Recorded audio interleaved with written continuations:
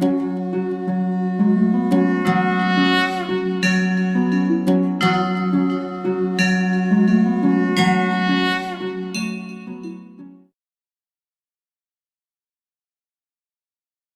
છો મિત્રો? આજનો લેક્ચર શરૂઆત કરીએ પહેલા પ્રીવિયસ લેક્ચરની થોડીક હાઇલાઇટ જોઈ લઈએ. હળવી હાઇલાઇટ, રાઈટ? ઘણી બધી વાતો કરેલી હતી. તો પહેલા તો સેટેલાઇટ માટે વાત કરેલી હતી.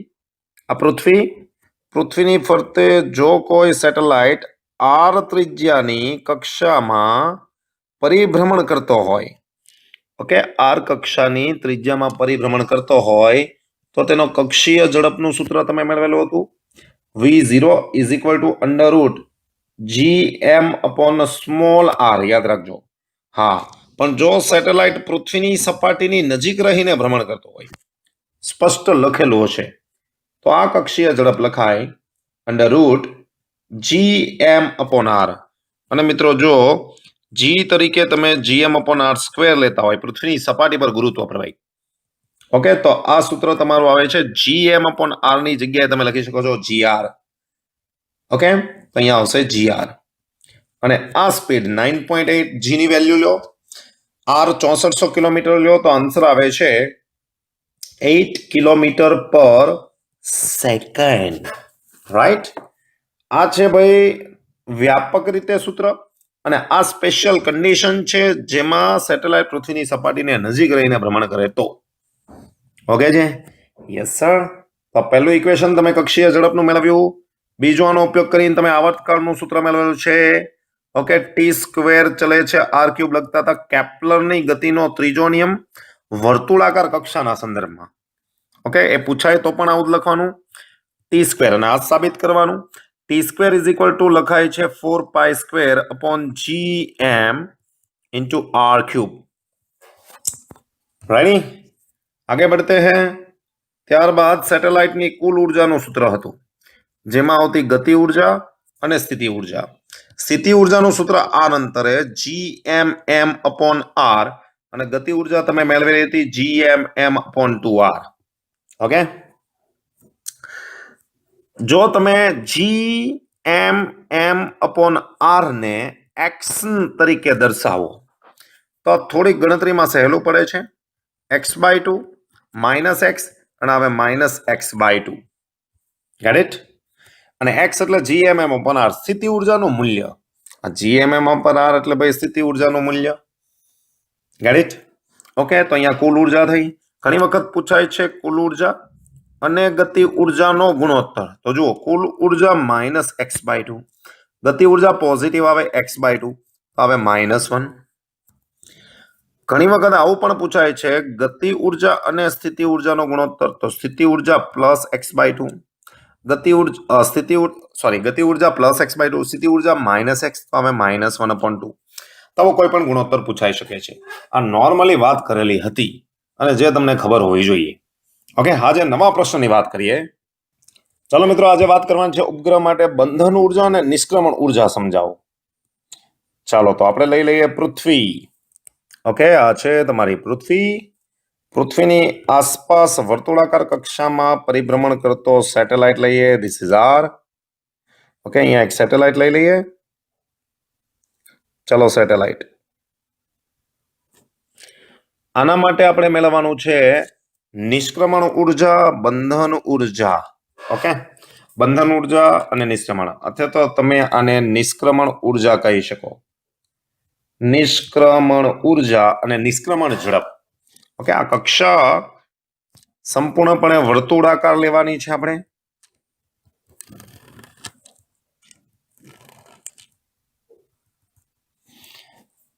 ચાલો, અહીંયાથી અંતરાળ પૃથ્વી માટે તો તમને બધું જ ખબર છે શું છે એની વાત કરી લઈએ. ઉપગ્રહ માટે તો અહીં એમ દળનો ઉપગ્રહ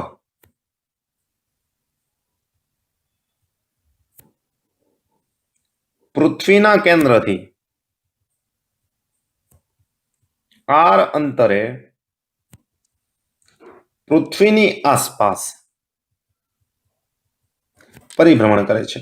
કોઈ પણ વસ્તુ લખી શકો ભાઈ, ખાલી ડેટા યાદ રાખો. ઓકે, ચાલો અહીંયા લખીએ એમ પૃથ્વીનું દળ, કેપિટલ આર પૃથ્વીની ત્રિજ્યા અને small r is equal to R plus H. H કહેવાય પૃથ્વીની સપાટીથી સેટેલાઇટની ઊંચાઈ. Get it? ઓકે. કુલ ઉર્જાનું સૂત્ર ખબર છે એટલે આપણે સીધું લખીએ છીએ. કુલ ઉર્જા નથી મેળવવાની કીધી, આપણે મેળવવાની છે નિષ્ક્રમણ ઉર્જા. તો અહીંયા લઈએ કુલ ઉર્જા એટલે ગતિ ઉર્જા વત્તા સ્થિતિ ઉર્જા, ડાયરેક્ટ લખીએ છીએ. અહીંયા આવશે પ્લસ GMM અપોન 2R. અહીંયા આવે છે GMM અપોન R અને ફાઇનલી આવે છે GMM અપોન 2R. આને તમે કુલ ઉર્જા અથવા તો બંધન ઉર્જા કહી શકો છો. અને તમને ખબર છે ઋણ નિશાની, અહીં ઋણ નિશાની ઉપગ્રહ પૃથ્વીના ગુરુત્વાકર્ષી ક્ષેત્રમાં બંધિત હોવાનું સૂચવે છે. ચલો રાઈટ છે. આટલી વાતો આપણે જાણીએ છીએ. હવે તમને ખબર છે નિષ્ક્રમણ ઉર્જા કોને કહેવાય? તો ભાઈ ઉપગ્રહને જસ્ટ ગુરુત્વાકર્ષી ક્ષેત્રની બહાર કાઢવા માટે આપવી પડતી લઘુત્તમ ઉર્જા.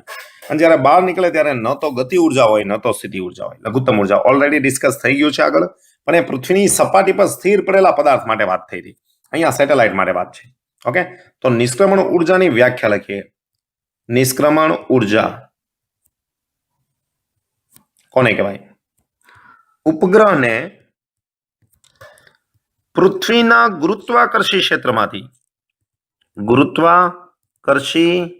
ક્ષેત્રમાંથી મુક્ત કરવા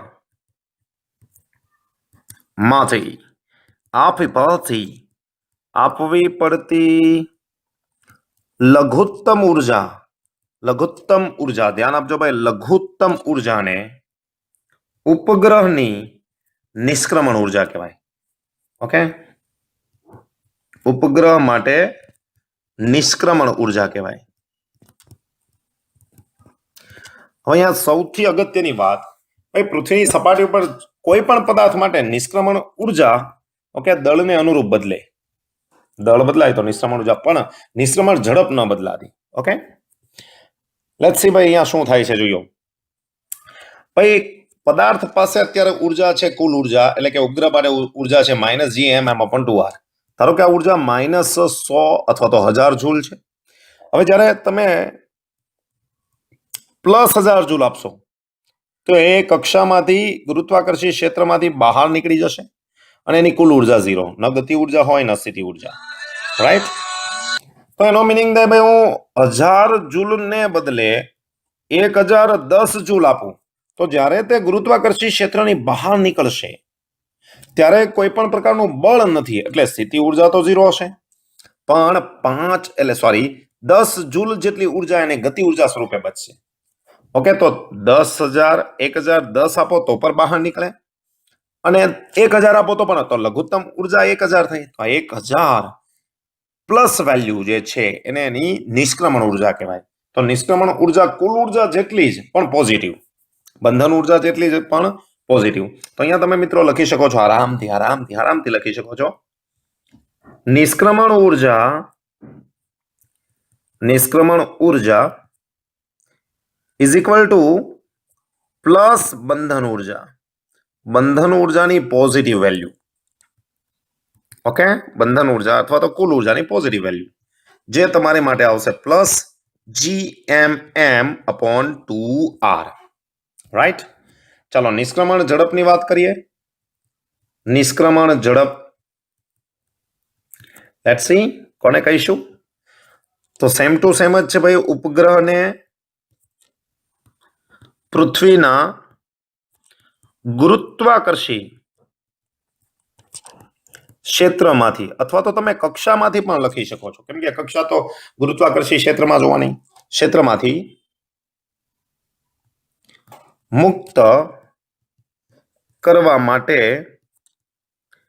આપવી પડતી લઘુત્તમ ઝડપને ઉપગ્રહ માટે નિષ્ક્રમણ ઝડપ કહે છે. ચાલો વિચારી લઈ લો કે તમારી પાસે જે સેટેલાઇટ છે એની પાસેની ઉર્જા નેગેટિવ છે Gmm/2r. તમે આ ઉર્જા પોઝિટિવ આપો છો પ્લસ કરીને, પણ એ આપશો કઈ ઉર્જા સ્વરૂપે આપશો? તમે ગતિ ઉર્જા સ્વરૂપે આપશો. અને અહીંયા હું ઈ લખું છું કેમ કે એસ્કેપ વેલોસિટી કહેવાય. mm જાય, બંને બાજુથી 2 જાય, તો અહીંયા નિષ્ક્રમણ ઝડપ આવશે √Gm/r, જે સેટેલાઇટના દળ પર આધારિત નથી. ચાલો યાદ રાખો ભાઈ, નિષ્ક્રમણ ઝડપનું મૂલ્ય પૃથ્વીની સપાટી ઉપર સ્થિર રહેલા પદાર્થ માટે, કોઈ પણ પદાર્થ માટે Gm/ અહીંયા r આવતું, જોજો અહીંયા r આવે છે, કેપિટલ R સપાટી ઉપર છે, અને અહીંયા 2 આવતું. અહીંયા 2 નથી આવતો કેમ કે અહીંયા કુલ ઉર્જા છે એમાં છેદમાં આવતો 2 અને ગતિ ઉર્જાનો 2 નીકળી જાય છે, અહીંયા 2 નથી આવતું. ઓકે, તો ઉપગ્રહ માટે નિષ્ક્રમણ ઝડપ પદાર્થના દળ m પર આધારિત નથી. પદાર્થ એટલે કે ભાઈ ઉપગ્રહના. ઓકે, તમારે અહીંયા ન લખવું હોય તો ઉપગ્રહના દળ પર આધારિત નથી. કમ્પ્લીટ. તો ભાઈ આ સવાલ છેલ્લો મુદ્દો છે, સવાલમાં પૂછાઈ જાય છે, આટલું સાબિત કરવાનું. Gate this? ઓકે, સપાટીની નજીક રહીને ભ્રમણ કરતા સેટેલાઇટ માટે નિષ્ક્રમણ ઝડપ Gm/r, કેપિટલ R. ઓકે, હવે ઓર્બિટલ તમે વેલોસિટી શોધશો ને તો આ આટલી જ આવે છે. v ઓર્બિટલ અને v e બંને સરખી જ થાય છે, જુઓ. ઓકે, તો જેટલી ઓર્બિટલ હોય એટલી તમારે ઝડપ એને બહાર તરફ ક્ષેત્રની બહાર આપવી પડે. અને યાદ રાખો, નિષ્ક્રમણ ઝડપ છે એ એંગલ ઉપર આધારિત નથી. પ્રક્ષિપ્ત કઈ દિશામાં પદાર્થને કરવામાં આવે છે એના ઉપર આધારિત નથી. એટલે આ વસ્તુ ફોકસ કરજો. રાઈટ? તો સિમ્પલ છે લોજિક. ઓકે, કંઈ કરવાનું નથી, એકદમ ઇઝી. ચલો નેક્સ્ટ ક્વેશ્ચન તરફ જઈએ.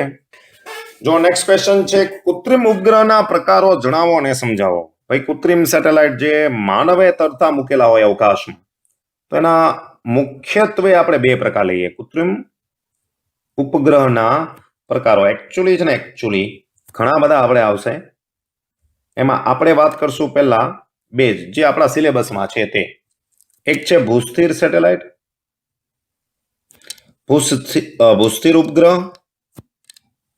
બીજું છે પોલર, ધ્રુવીય સેટેલાઇટ, ધ્રુવીય ઉપગ્રહ. હે ને? જીઓસિંક્રોનસ પણ કહેવાય. ભૂસ્થિર અને જીઓસિંક્રોનસ થોડોક ફેરફાર છે, આપણે જોઈ લઈશું. ઓકે, આની સાથે આવશે જીઓસિંક્રોનસ.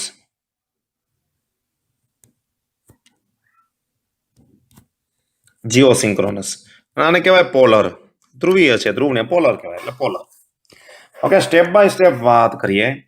એકચ્યુઅલી પ્રકાર છે ને આટલા છે: જીઓ, મિયો અને લિયો. લોવર અર્થ ઓર્બિટ એટલે સપાટીની નજીક રહીને ભ્રમણ કરતા હોય. મિડલ અર્થ ઓર્બિટ થોડાક ઉપર. જીઓ અર્થ ઓર્બિટ એટલે કે જીઓ એટલે વિષુવવૃત્તમાં, પૃથ્વીના વિષુવવૃત્તની આસપાસ ભ્રમણ કરતા હોય. ચાલો જોઈએ ત્રણેય ટર્મ.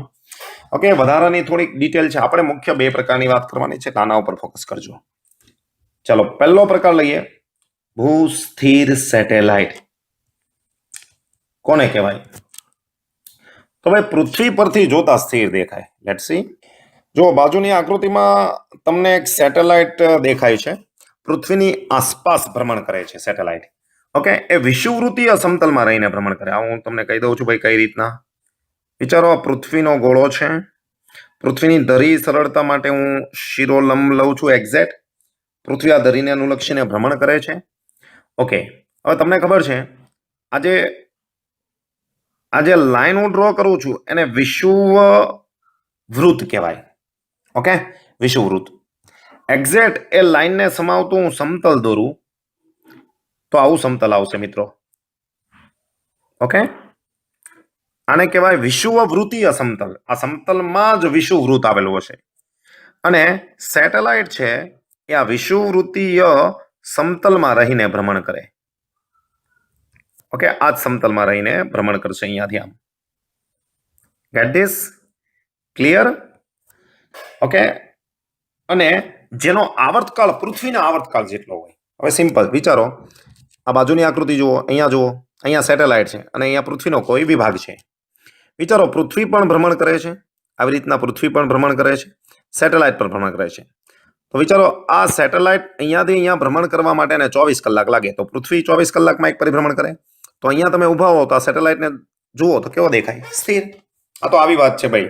એક બસ છે, બરાબર, એની બાજુમાં એક બીજી બસ છે, બંનેની સ્પીડ સરખી છે.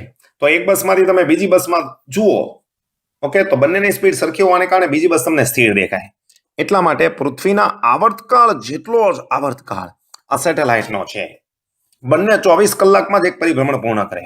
એટલે પૃથ્વી પરથી જોતા તે સેટેલાઇટ સ્થિર દેખાય, એટલે એને ભૂસ્થિર સેટેલાઇટ કહેવાય છે. અને એની ખાસિયત છે ભાઈ, વિષુવવૃત્તીય સમતલમાં રહીને ભ્રમણ કરે. વિષુવવૃત્તીય સમતલ. Get it? ક્લિયર? ચાલો થોડોક ડેટા લખી દઈએ ને. Let's see. તો ભૂસ્થિર ઉપગ્રહ કોને કહેવાય? તો પહેલા વ્યાખ્યા લખી દઈએ એની. જે સેટેલાઇટનો આવર્તકાળ પૃથ્વીના આવર્તકાળ જેટલો, ધરીભ્રમણનો આવર્તકાળ, સૂર્યની ફરતે એનો નહીં, પૃથ્વીના આવર્તકાળ જેટલો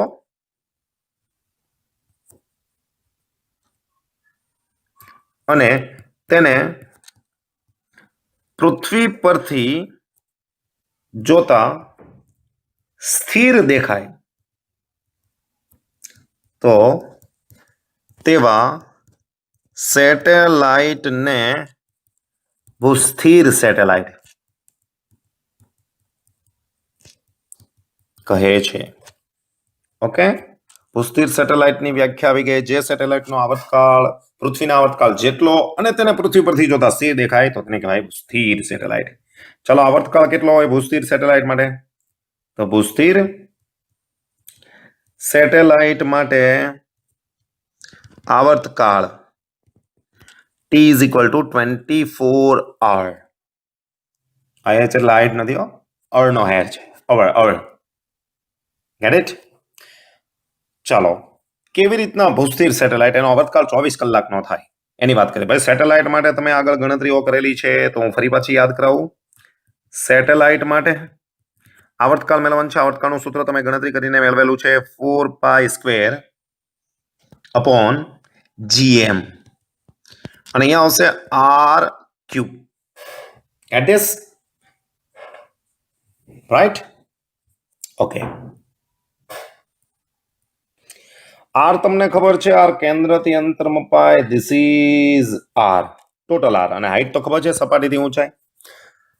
તો અહીંયા T તમે 24 hour લેશો. 24 કલાક એટલે 24 1 કલાકના 3600 સેકન્ડ લેશો.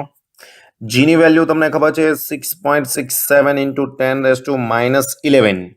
ઓકે, અને બળનું સૂત્ર તમને ખબર જ છે G(m1m2/r²). આના ઉપરથી G ને કરતા બનાવો તો એકમ આવે ન્યૂટન મીટર સ્ક્વેર પર કિલોગ્રામ સ્ક્વેર. ઓકે, ચાલો, માસ પૃથ્વીનું દળ 6×10⁻24 કિલોગ્રામ લેવાનું છે. આ બધી તમે કિંમત મૂકશો એટલે R ની વેલ્યુ મિત્રો આવશે 42,200 કિલોમીટર. ઓકે, આ ફિક્સ છે. કેન્દ્રથી આટલા અંતરે જ આ સેટેલાઇટ ભૂસ્થિર રહી શકે કે એનો આવર્તકાળ 24 કલાકનો હોય. ઓકે, કેવી રીતને? તો વિચારો તો T અચળ છે, જેનો આવર્તકાળ, G પણ અચળ, દળ પણ પૃથ્વીનું અચળ, તો G(m) T અચળ હોય તો R પણ અચળ જ મળે, ફિક્સ જ મળે. Okay, R is equal two તમે લખો છો R પ્લસ H, તો અહીંયા આવે 42,200. Okay, H is equal two 42,200 minus R. 42,200 પૃથ્વીની ત્રિજ્યા you know very well 6400 kilometre. Okay, આનું કેલ્ક્યુલેશન કરશો તો 35,800 કિલોમીટર. નિયરલી ઇક્વલ ટુ ઘણી વખત 36,000 કિલોમીટર પણ લેવામાં આવે છે. Okay, nearly equal to 36,000 kilometre. તો આ H છે એ સપાટીથી ઊંચાઈ છે ભૂસ્થિર સેટેલાઇટની, અને આ ફિક્સ હોય, કોન્સ્ટન્ટ હોય. આ કોન્સ્ટન્ટ, આ ઊંચાઈ સિવાય ક્યારેય સેટેલાઇટ ભૂસ્થિર ન રહી શકે, એટલે કે એનો આવર્તકાળ 24 કલાક જેટલો ન થાય. ઓકે, તો લખી શકાય કે ભાઈ આ ઊંચાઈ સિવાયની કોઈ પણ ઊંચાઈએ સેટેલાઇટ ભૂસ્થિર ન રહી શકે. ઓકે, અને જીઓ સિંક્રોનસ પણ કહેવાય. ઓકે, જીઓસિંક્રોનસ કોને કહેવાય? તો જેનો આવર્તકાળ 24 કલાકનો હોય પણ આ વિષુવવૃત્તીય કક્ષા સાથે અમુક એંગલે ગોઠવાયેલો હોય. જો અહીંયા હું દોરું છું, જો આવા એંગલે ગોઠવાયેલો છે, આવી કક્ષામાં છે. અને આવો સેટેલાઇટ જો અહીંયા બંને વચ્ચે કંઈક એંગલ બને છે. પેલું એક સમક્ષિતિજ સમતલ છે ને આ ક્રોસ સમતલમાં આવશે.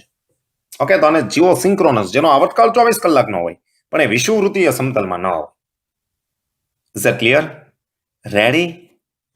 તો વિષુવવૃત્તીય સમતલ સાથે જે સેટેલાઇટનો આવર્તકાળ 24 કલાકનો હોય તે સેટેલાઇટને જીઓસિંક્રોનસ સેટેલાઇટ કહેવાય. અંદર ઉલ્લેખ સ્પષ્ટ નથી કર્યો તો આ એક યાદ રાખજો, નોંધ માટે છે ભાઈ. વિષુવવૃત્તીય સમતલ સાથે અમુક કોણે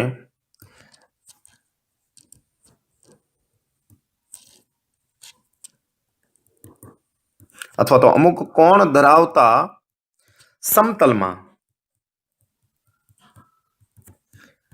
જે સેટેલાઇટ નો આવર્તકાળ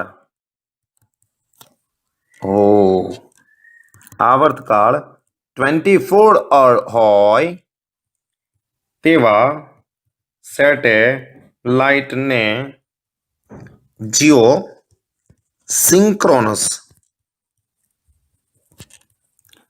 સેટેલાઇટ કહે છે. સિંક્રોનસનો અંત થાય બંધ બેસતું, એના જેવું જ ભાઈ, એના જેવું જ એટલે આવર્તકાળ સરખો છે એટલે સિંક્રોનસ કીધું છે.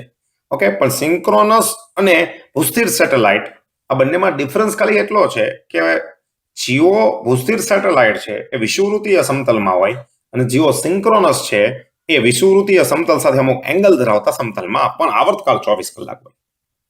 ઓકે, ઊંચાઈ યાદ રાખજો, કેન્દ્રથી પૂછેલી છે કે સપાટીથી ઊંચાઈ પૂછેલી છે, કેન્દ્રથી અંતર કે બરાબર, આ અફિક્સ જ છે આના માટે. કરેક્ટ. નેક્સ્ટ બીજો પ્રકારની વાત કરીએ, પોલર સેટેલાઇટ. જો બાજુની આકૃતિમાં પોલર સેટેલાઇટ તમને દર્શાવેલ છે, આ હું ધારી લઉં તો આને જીઓગ્રાફિકલ નોર્થ કહેવાય, જીઓગ્રાફિકલ સાઉથ, ભૌગોલિક ઉત્તર, ભૌગોલિક દક્ષિણ. હે ને? તો ઉત્તર દક્ષિણ દિશામાં રહીને ભ્રમણ કરે, જો ઉત્તરથી દક્ષિણ તરફ આવે. હે ને? આનો મોટો ફાયદો શું ખબર છે? આ બેલ્ટ દેખાય છે સેટેલાઇટ, તો સેટેલાઇટ છે ને ઉપરથી આ બેલ્ટ વાળા વિસ્તારને જોઈ શકે. ભાઈ ફરે એટલે આ બેલ્ટ વાળા વિસ્તારને દેખાય, એટલે એટલો બધો વિસ્તાર છે ને દેખાય. બરાબર છે? ઓકે, હવે શું થાય જોજો, પૃથ્વી તો ફરે છે, હે ને? જેમ કે હું આને ઈસ્ટ કહું અને વેસ્ટ કહું. ચાલો, પૃથ્વી કઈ દિશામાં ફરે, ભ્રમણ કરે? પૂર્વથી પશ્ચિમ કે પશ્ચિમથી પૂર્વ? પશ્ચિમથી પૂર્વ ભ્રમણ કરશે. કેમ, વિચારજો. ઓકે ભાઈ, સૂર્ય પૂર્વમાંથી ઉગે ને પશ્ચિમમાં આથમે તો સૂર્ય તો ત્યાં જ છે, પૃથ્વી ફરે છે, તો પૃથ્વી પશ્ચિમથી પૂર્વ ભ્રમણ કરે. હવે જોજો, સેટેલાઇટ ઉપરથી આમ નીચે ભ્રમણ કરે અને ઉપરથી નીચે આખા બેલ્ટને જુએ. હવે પૃથ્વી થોડીક ફરી જાય, જો ફરી જાય એટલે આ બેલ્ટ છે આ વિસ્તારને જોઈ શકશે. હવે એની બાજુના વિસ્તારના બેલ્ટને જોઈ શકશે. પાછી ફરે એટલે આ વિસ્તાર દેખાશે, એને એમ આખી પૃથ્વીનું અવલોકન કરી શકાય. ઓ સર, જોરદાર વાત છે. બાકી ધ્રુવીય સેટેલાઇટ કોને કહેવાય? ધ્રુવીય સેટેલાઇટ હવે જે સેટેલાઇટ પૃથ્વીના ભૌગોલિક ઉત્તર અને દક્ષિણ ધ્રુવને અનુલક્ષીને ભ્રમણ કરતા હોય, ઘણા બધા સેટેલાઇટ હોય તેવા સેટેલાઇટને ધ્રુવીય સેટેલાઇટ કહેવાય. અને મિત્રો આની સ્પીડ છે ખૂબ જ વધારે છે. ધ્રુવીય સેટેલાઇટ માટે આવર્તકાળ અંદાજિત છે નિયરલી ઇક્વલ ટુ લગભગ 100 મિનિટ લેવાય છે ભાઈ. 100 મિનિટમાં એક પરિભ્રમણ પૂર્ણ કરે. ભૂસ્થિર હતો એ 24 કલાકમાં, અથવા 100 મિનિટમાં એક પરિભ્રમણ પૂર્ણ કરે. છે ને સ્પીડમાં. હવે સ્પીડમાં છે તો જ આખી પૃથ્વીનું અવલોકન એક દિવસમાં ઘણી બધી વખત થઈ શકે છે. ઓકે, એની ઊંચાઈની વાત કરીએ તો ભાઈ પૃથ્વીની સપાટીથી હું લઉં છું ભાઈ, યાદ રાખજો, સપાટીથી ઊંચાઈ એક્ઝેક્ટ આંકડો નથી ભાઈ, આ 500 થી 800 કિલોમીટર છે. 500 થી 800, 500 માઇનસ 800 નથી, 500 થી 800 કિલોમીટર. Get it? તો ભાઈ તમે કેન્દ્રથી અંતર પણ લઈ શકો. કેટલું છે? પૃથ્વીના કેન્દ્રથી અંતર, ધેટ ઇઝ આર, આમાં 6400 કિલોમીટર ઉમેરશો તમે તો પહેલું આવશે 6900 અને બીજામાં 64 8 7200 કિલોમીટર. ભાઈ ક્યાંથી ઊંચાઈ છે જો એક્ઝેક્ટ નથી, પણ ધ્રુવીય સેટેલાઇટ માટે, સોરી, ભૂસ્થિર સેટેલાઇટ માટે ઊંચાઈ અને કેન્દ્રથી અંતર બંને ફિક્સ હોય તો જ એ સેટેલાઇટ ભૂસ્થિર બને. આના માટે ઊંચાઈ ફિક્સ નથી. રાઈટ? ચાલો થોડીક વાત કરીએ આગળની, જે તમે ઉપર આકૃતિમાં જોવો છો એવું, હે ને? જોઈએ. આ ઉપગ્રહમાં રાખેલા કેમેરાની મદદથી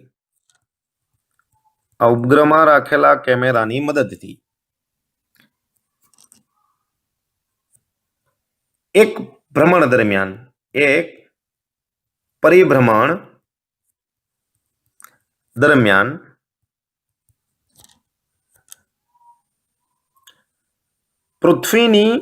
પૃથ્વીની નાની પટ્ટી જે ઉપર દર્શાવેલી છે, પટ્ટી જેવો વિસ્તાર જોઈ શકાય. ઓકે, આ પહેલો એનો ફાયદો. બીજા ભ્રમણ દરમિયાન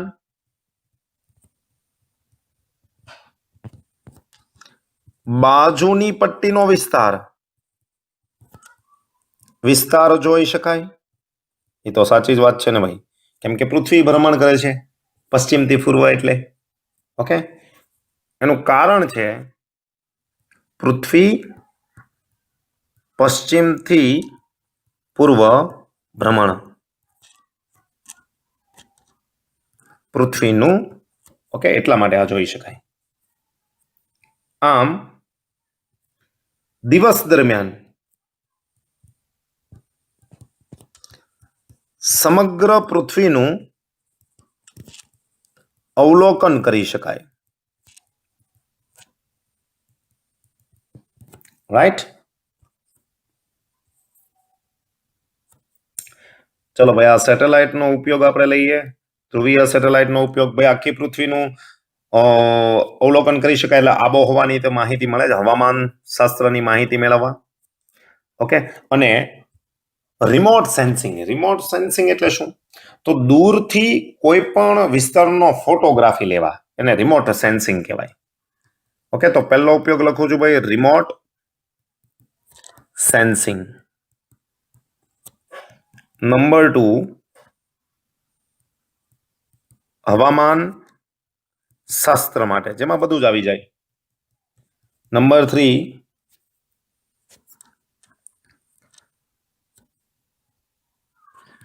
સંદેશા વ્યવહાર. નંબર 4, લશ્કરી ક્ષેત્રે. ઓકે, તો બધા ઉપયોગો છે, લખી શકો છો તમારી રીતે સેટેલાઇટના ઉપયોગો ભાઈ. રેડી? તો સિમ્પલ આ બે સેટેલાઇટની વાત કરેલી છે મિત્રો. ચલો મિત્રો, 5 MCQ લઈશું, દરેકના 10 માર્ક ગણવાના છે. 50માંથી જે માર્ક્સ આવે નીચે કોમેન્ટ બોક્સમાં તમારી રીતે લખવાના છે. ઓકે, જોઈએ કોના કેટલા માર્ક્સ આવે છે, પણ ચીટિંગ કરવાની નહીં. ઓકે, પહેલા 30 સેકન્ડ અટકો, જવાબ લાવો અને પછી સોલ્યુશન જુઓ. જો પૃથ્વી અને સૂર્ય વચ્ચેનું અંતર બમણું કરવામાં આવે, આપણે થોડું કામ કરી લઈએ. આ છે સૂર્ય અને અહીંયા છે પૃથ્વી. Get it? આ પૃથ્વી અને પૃથ્વી આ રીતના કક્ષામાં પરિભ્રમણ કરતી હશે. આ અંતરને કહીએ આર, એસ્ટ્રોનોમિકલ યુનિટ કહેવાય. અંતર બમણું કરવામાં આવે તો પૃથ્વીનો નવો આવર્તકાળ એટલે પૃથ્વીનું એક પરિભ્રમણ પૂર્ણ કરવા માટે લાગતો સમય, જેને એક વર્ષ પણ કહેવાય. તો આ સૂત્ર તમે સેટેલાઇટ માટે શીખી ગયા છો. T² = 4π² upon GM into R cube. અહીંયા દળ હતું પૃથ્વીનું, R હતી સેટેલાઇટની આવર્તકાળ હતો સેટેલાઇટ. ઉલટું થઈ ગયું, દળ આવશે સૂર્યનું એટલે અહીંયા તમે સૂર્યનું લખી શકો. ઓકે, R આવશે કક્ષાની ત્રિજ્યા અર્થની અને અર્થનો આવર્તકાળ. હવે અહીંયા જરા ધ્યાનથી જુઓ ભાઈ, સૂર્ય તો કેન્દ્રમાં જ રહેવાનો છે, એનું દળ તો બદલાવાનું જ નથી. ત્રિજ્યા અને આવર્તકાળ વચ્ચેનો સંબંધ તો તમે લખી શકશો ટી ચલે છે બધું અચલાંકમાં અને અહીંયા 3/2 ઘાત. ઓકે, જો તમે આવું પણ કરી શકો છો, ટી લખશો ને તો આ બાજુનું પદ વર્ગમૂળમાં આવશે 4π² અપોન GMS અને અહીંયા આવશે વર્ગમૂળ થઈ જશે. આ પદને અચળ કહી દો. આ પદ જે આવે છે એને તમે કોઈ પણ અચળાંક કહી દો જે ભાવતો હોય તે. Z અચળાંક કીધો તો T is equal two Z R⁻³ okay, એટલે તમે આને ટી ચલે છે R⁻³ કહી શકો. તો નવો આવર્તકાળ હોય તો અચળાંક તો સેમ જ આવશે Z R⁻³ તો T' ના છેદમાં T is equal two Z તો ગુણોત્તરમાં નીકળી જાય, અચળાંક સરખા આવે એટલે R' ના છેદમાં R⁻³. ચલો R' છે 2R, અંતર બમણું કરવાનું, R⁻³ R આ જાય, 2 નો ઘન 8, જોજો 2 નો ઘન 8, 8 નું વર્ગમૂળ એટલે 4 દુ 8 થાય એટલે 2√2. ઓકે, અને તમે ધ્યાનથી ફોકસ કરશો 2 આ 1.41 તો અહીંયા આવશે 282 અને અહીંયા આવશે 2 તો નિયરલી ઇક્વલ ટુ આને 3 કહેવાય. તો જુઓ નવો આવર્તકાળ T' ના છેદમાં 3 ઇઝ ઇક્વલ ટુ 3T, 3 ગણો થાય, બમણો તો ન કહેવાય, 3 ગણો. ઓકે, ચાલો સેકન્ડ ક્વેશ્ચન માટે જઈએ આગળ. પણ મેં કીધું એમ ભાઈ ચીટિંગ કરવાની નહીં, વિડીયો પોઝ કરીને જાતે ગણવાનું. જુઓ, પૃથ્વીની સપાટીની નજીક રહીને ભ્રમણ કરતા સેટેલાઇટ માટે, ભાઈ આ પૃથ્વીની સપાટીની એકદમ નજીક છે. હવે નજીક રહીને કોઈ સેટેલાઇટ ભ્રમણ કરતો હોય, ઓકે, તો એનું R is equal two R રખાય છે. નજીક રહીને જો લખેલું છે નજીક રહીને ભ્રમણ કરતા સેટેલાઇટ માટે. નિષ્ક્રમણ ઝડપ, ભાઈ નિષ્ક્રમણ ઝડપ તમે મેળવેલી છે. ઓકે, જે આવે છે GM અપોન નજીક રહીને ભ્રમણ કરવા માટે અહીંયા R લખશો. અને સપાટી પર રહેલા પદાર્થ માટે તમને ખબર છે તમે મેળવો છો 2GM અપોન R. આ બંનેનો ગુણોત્તર કીધો છે, ધ્યાનથી જુઓ તો આવશે 1/√2. This is your answer. પણ સપાટીની નજીક રહીને ભ્રમણ કરતા સેટેલાઇટ માટે, રાઈટ. થર્ડ ક્વેશ્ચનમાં આગળ વધીએ. જુઓ, એક ઉપગ્રહની કક્ષીય ત્રિજ્યા અને આવર્તકાળ અનુક્રમે R અને T છે.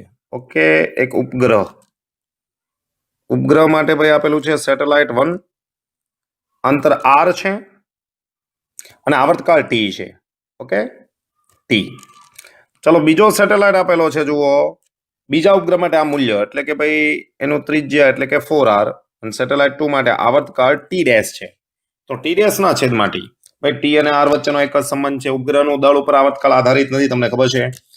T ચલે છે R⁻³ હે ને, તો T' ચલે છે R⁻³. ભાઈ T સ્ક્વેર નથી લખતો, T' લખું છું.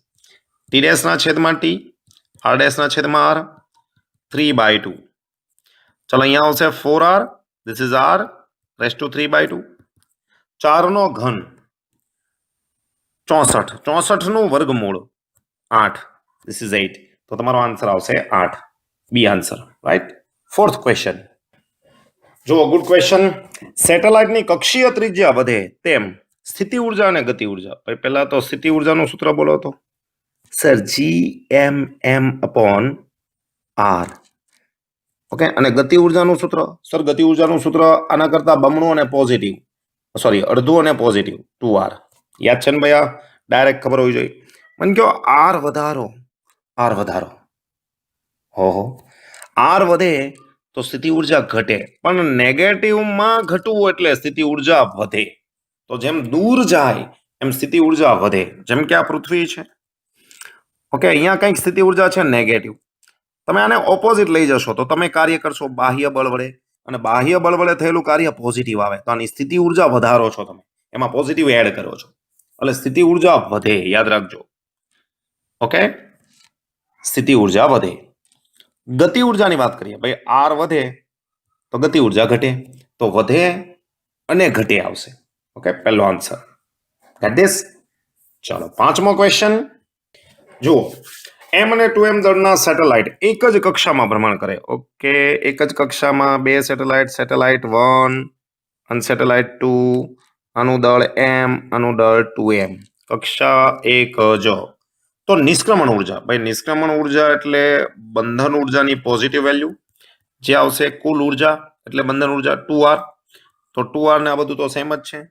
તો બંધન ઉર્જા ડાયરેક્ટલી દળના સમપ્રમાણમાં થાય. જુઓ, તો જેનું દળ બમણું એની ઉર્જા પણ નિષ્ક્રમણ ઉર્જા પણ બમણી. Get it? રાઈટ. તો પહેલું છે m અને 2m. હવે પહેલા m છે તો m આવશે, બીજા માટે છેદમાં 2m આવશે એટલે 1/2 થશે. આન્સર આવશે C. ઓકે, તો આઈ થિંક કે તમને આ વિડીયો ગમ્યો હશે, બધી સમજ પડી ગઈ હશે. જો તમને વિડીયો ગમ્યો હોય તો નીચે લાઈક કરો. તમારું કઈ પર્સનલ સજેશન હોય તો તમે કોમેન્ટ કરો, સારી કોમેન્ટ કરી શકો છો. અને ફરી પાછા